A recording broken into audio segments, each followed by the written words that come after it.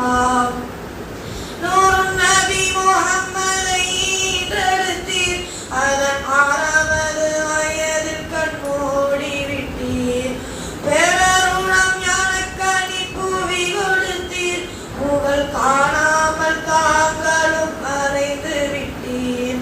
காருண்ய கடலுங்கள் பிள்ளை அம்மா, காருண்ய கடலுங்கள் பிள்ளை அம்மா, அவர் காட்டும் வழி எங்களுக்கு இன்பம் அம்மா. தாய்